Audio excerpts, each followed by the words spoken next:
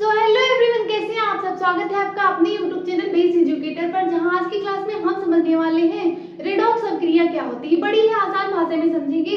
तो अगर आप अभी चैनल पर नए हैं तो चैनल को सब्सक्राइब कर लीजिए और बेल आइकन दबा लीजिए, जिससे क्लास की नोटिफिकेशन आप तक पहुंचती रहे। तो चलिए समझते हैं रेडॉक्स अभिक्रिया क्या होती है। तो रेडॉक्स अभिक्रिया ऐसी अभिक्रिया होती है जिसमें उपचयन और अपचयन दोनों क्रियाएं साथ साथ होती हैं, तो वहां होती है रेडॉक्स अभिक्रिया। अब सबसे बड़ा सवाल यही है कि उपचयन अभिक्रिया क्या होती है और अपचयन अभिक्रिया क्या होती है। तो चलिए सबसे पहले समझते हैं उपचयन अभिक्रिया क्या होती है।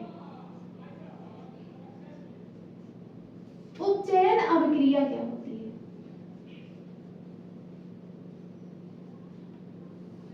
तो उपचयन अभिक्रिया ऐसी अभिक्रिया होती है जिसमें किसी तत्व या यौगिक में ऑक्सीजन जुड़ता है और हाइड्रोजन निकलता हो, तो उसे हम कहते हैं उपचयन अभिक्रिया।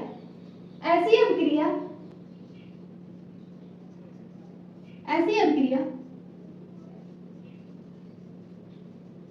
जिसमें किसी तत्व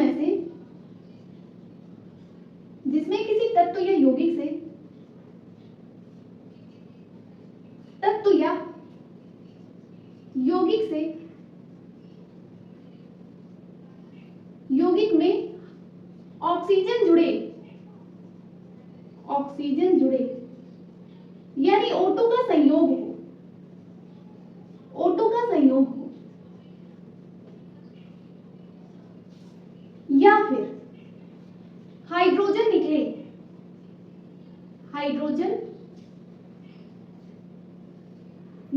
या H2 का वियोग हो।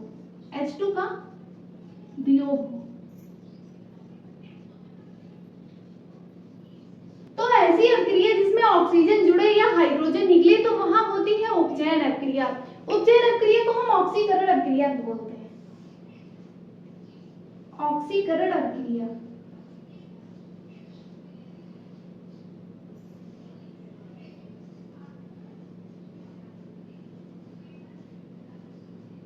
तो उपचयन अभिक्रिया को हम ऑक्सीकरण अभिक्रिया भी बोलते हैं। यह इंग्लिश में इसे ऑक्सीडेशन रिएक्शन बोलते हैं। Oxidation reaction. तो आपको बस इतना याद रखना है कि अगर किसी तत्व या यौगिक में ऑक्सीजन जुड़ रहा हो या फिर हाइड्रोजन निकल रहा हो, तो वहां पर होगी ऑक्सीकरण अभिक्रिया या उपचयन अभिक्रिया। जैसे एक एग्जांपल से समझते हैं। तो जब मैग्नीशियम की क्रिया ऑक्सीजन के साथ होती है तो मैग्नीशियम ऑक्साइड बनता है। तो यहाँ पर मैग्नीशियम के साथ ऑक्सीजन जुड़ रहा है, यानी कि O2 का संयोग हो रहा है। तो जब किसी तत्व या यौगिक में ऑक्सीजन जुड़ता है तो वहां पर होती है उपचयन अभिक्रिया या ऑक्सीकरण अभिक्रिया। इसके अलावा किसी तत्व या यौगिक में से हाइड्रोजन निकलता हो, तो जैसे जब पोटेशियम की क्रिया जल के साथ होती है तो पोटेशियम हाइड्रोक्साइड बनता है और हाइड्रोजन गैस निकलती है इसमें। तो यहाँ पर क्या हो रहा है, यहाँ पर हाइड्रोजन का वियोग हो रहा है।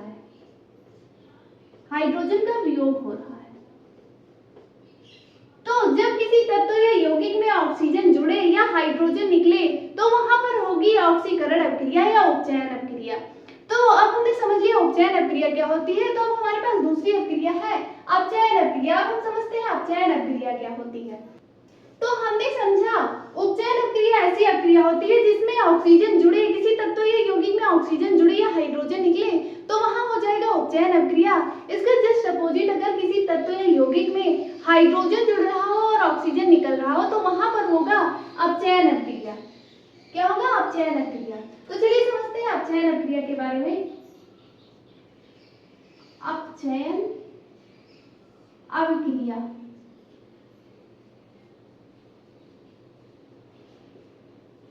इसे हम अवकरण अभिक्रिया या इंग्लिश में रिडक्शन रिएक्शन बोलते हैं।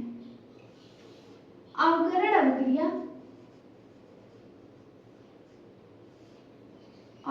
अभिक्रिया या इंग्लिश में रिडक्शन रिएक्शन बोलते हैं। Reduction reaction.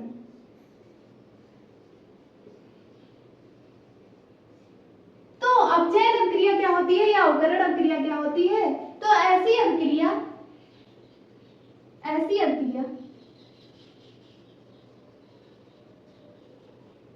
जिसमें किसी तत्व या यौगिक में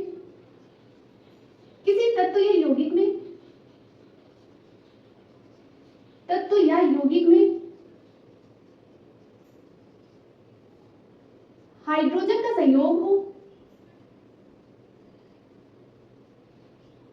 हाइड्रोजन का यानी H2 का संयोग हो,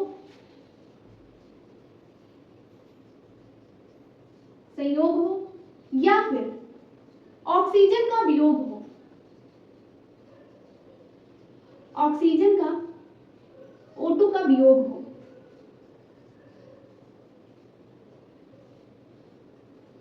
तो अपचयन अभिक्रिया ऐसी अभिक्रिया होती है जिसमें हाइड्रोजन जुड़ रहा हो या फिर ऑक्सीजन निकल रहा हो किसी तत्व या यौगिक में से, तो वहां होती है अपचयन अभिक्रिया या अवकरण अभिक्रिया। जैसे एक एग्जांपल से समझते हैं, जब कॉपर ऑक्साइड की क्रिया हाइड्रोजन से होती है तो यहाँ पर हाइड्रोजन कॉपर को विस्थापित कर देगा और ऑक्सीजन के साथ जुड़ जाएगा, यानी कि यहाँ पर हो जाएगा H2 + CO। यहाँ पर क्या हो रहा है, कॉपर से ऑक्सीजन निकल रहा है, कॉपर से ऑक्सीजन निकल रहा है, यानी कि ऑक्सीजन का वियोग हो रहा है, ऑक्सीजन का वियोग हो रहा है। तो जब किसी तत्व या यौगिक में से ऑक्सीजन का वियोग हो तो वहां पर होती है अपचयन अभिक्रिया। इसके अलावा यहाँ पर ऑक्सीजन के साथ H2 हाइड्रोजन जुड़ रहा है, तो यानी यहाँ पर हाइड्रोजन का संयोग हो रहा है, हाइड्रोजन का संयोग हो रहा है। तो जब किसी तत्व या यौगिक में ऑक्सीजन का वियोग हो यानी ऑक्सीजन निकल रहा हो या फिर हाइड्रोजन का संयोग हो, हाइड्रोजन जुड़े, तो वहां पर होता है अपचयन अभिक्रिया या अवकरण अभिक्रिया। इसे इंग्लिश में हम रिडक्शन रिएक्शन बोलते हैं। और इसके अलावा हमने समझा उपचयन अभिक्रिया में जब ऑक्सीजन जुड़े और हाइड्रोजन निकले तो उसे बोलते हैं उपचयन अभिक्रिया या ऑक्सीकरण अभिक्रिया। तो अब हमने समझ लिया उपचयन अभिक्रिया क्या होती है, अपचयन अभिक्रिया क्या होती है, और जब उपचयन और अपचयन दोनों अभिक्रियाएं साथ साथ होती हैं तो वहां पर होती है रेडॉक्स अभिक्रिया। तो चलिए कुछ उदाहरण से रेडॉक्स अभिक्रिया को और बेहतर तरीके से समझते हैं कि रेडॉक्स अभिक्रिया होती क्या है या फिर उससे प्रश्न कैसे बनते हैं, इसे समझते हैं। तो रेडॉक्स अभिक्रिया को उसके उदाहरण से और बेहतर तरीके से समझते हैं कि कैसे उपचयन और अपचयन दोनों क्रियाएं साथ साथ होती हैं। तो जैसे एक एग्जांपल है, जब जिंक ऑक्साइड की क्रिया कार्बन से होती है तब जिंक और कार्बन डाइऑक्साइड प्राप्त होता है, जिंक और कार्बन डाइऑक्साइड प्राप्त होता है। तो इसमें जिंक ऑक्साइड से ऑक्सीजन निकल रहा है, यहाँ पर देखो ऑक्सीजन निकल रहा है, तो यहाँ पर क्या हो जाएगा, ऑक्सीजन का वियोग हो रहा है। तो जब ऑक्सीजन का वियोग होता है यानी किसी तत्व या यौगिक में से ऑक्सीजन निकलता है तो वहां पर होता है अपचयन अभिक्रिया। क्या होता है, अपचयन होता है। और यहाँ पर जिंक से ऑक्सीजन निकल रहा है तो यहाँ पर हम लिखेंगे जिंक का अपचयन हो रहा है, जिंक का अपचयन हो रहा है।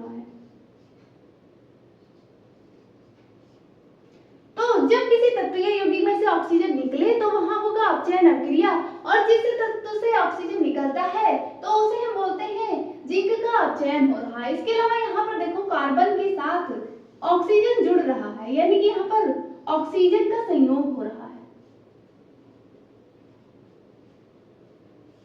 संयोग हो रहा है। तो जब ऑक्सीजन का संयोग होता है तो वहां पर होती है ऑक्सीकरण अभिक्रिया या उपचयन अभिक्रिया। और यहाँ पर कार्बन के साथ ऑक्सीजन जुड़ रहा है तो यहाँ पर क्या हो जाएगा, कार्बन का अब उपचयन हो रहा है या ऑक्सीकरण हो रहा है, ऑक्सीकरण हो रहा है या फिर उपचयन हो रहा है।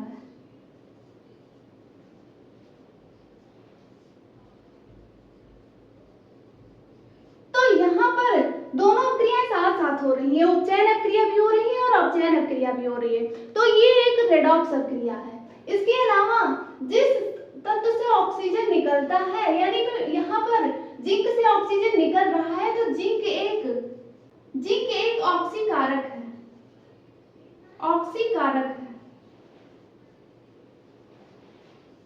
तो जिस तत्व से ऑक्सीजन निकलता है या जिस तत्व के पास ऑक्सीजन होता है उसे हम बोलते हैं ऑक्सीकारक। इसके अलावा जिस तत्व में ऑक्सीजन जुड़ता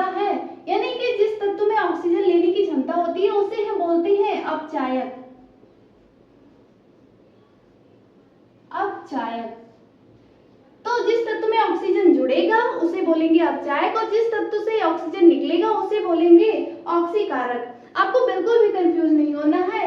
जिस तत्व से ऑक्सीजन निकलता है उस तत्व का अपचयन होता है और उसे हम बोलते हैं ऑक्सीकारक। इसके अलावा जिस तत्व में ऑक्सीजन जुड़ता है उस तत्व का अपचयन होता है, उपचयन होता है या ऑक्सीकरण होता है और उस तत्व को हम अपचायक बोलते हैं। तो हमने क्या समझा, यदि किसी तत्व या यौगिक में ऑक्सीजन जुड़ रहा हो और हाइड्रोजन निकल रहा हो तो वो हो जाएगा उपचयन अभिक्रिया या ऑक्सीकरण अभिक्रिया। इसके अलावा जिस तत्व में हाइड्रोजन जुड़ रहा हो और ऑक्सीजन निकल रहा हो वो हो जाएगा अपचयन अभिक्रिया।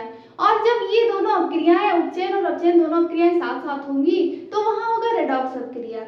हमने ये सब बड़ी अच्छे तरीके से समझ लिया। अब चलिए इसका एक क्वेश्चन भी सॉल्व करते हैं जिससे हमें ये पता चलेगा कि इस टॉपिक से किस तरह के प्रश्न हमारे एग्जाम में पूछे जाएंगे। तो रेडॉक्स अभिक्रिया से ऐसे प्रश्न पूछे जाते हैं जिसमें आपको बताना होता है कि कौन सा तत्व उपचयित हो रहा है या कौन सा तत्व अपचयित हो रहा है। इसके अलावा ये भी पूछा जाता है कि कौन सा तत्व ऑक्सीकारक है या कौन सा तत्व अपचायक है। तो जैसे यहाँ पर प्रश्न पूछा गया निम्न रेडॉक्स अभिक्रिया में उपचयित और अपचयित पदार्थों के नाम बताइए। तो यहाँ पर देखिए हाइड्रोजन से हाइड्रोजन के साथ ऑक्सीजन जुड़ रहा है। यहाँ पर जब ऑक्सीजन जुड़ रहा है तो जब किसी पदार्थ में ऑक्सीजन जुड़ता है तो वहां पर होती है उपचयन अभिक्रिया या वह तत्व या पदार्थ जो होता है वह उपचयित होता है, यानी कि यहाँ पर H2S उपचयित हो रहा है, उपचयित हो रहा है।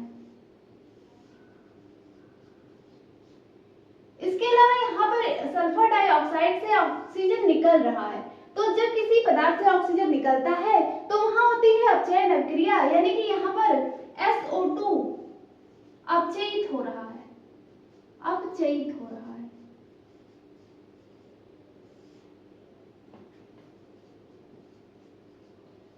इसके अलावा आपको ये भी याद रखना है कि जिस तत्व या पदार्थ में ऑक्सीजन जुड़ता है वह तत्व या पदार्थ अपचायक होता है, अपचायक होता है। यानी कि यहाँ पर H2S एक अपचायक है। इसके अलावा जिस तत्व या पदार्थ में से ऑक्सीजन निकलता है वह तत्व ऑक्सीकारक होता है, यानी कि यहाँ पर SO2 एक ऑक्सीकारक है, ऑक्सीकारक है। तो आपको कॉन्सेप्ट पर ध्यान देना है। जिस तत्व या पदार्थ में से ऑक्सीजन निकलता है वह होता है ऑक्सीकारक और जिस तत्व या पदार्थ में ऑक्सीजन जुड़ता है वह होता है अपचायक। तो सारी चीजें आपको कॉन्सेप्ट से याद रखनी है जिससे आप किसी भी तरह के प्रश्न को इजीली सॉल्व कर सके। तो यदि वीडियो पसंद आई हो तो लाइक कीजिएगा और चैनल को सब्सक्राइब कीजिए।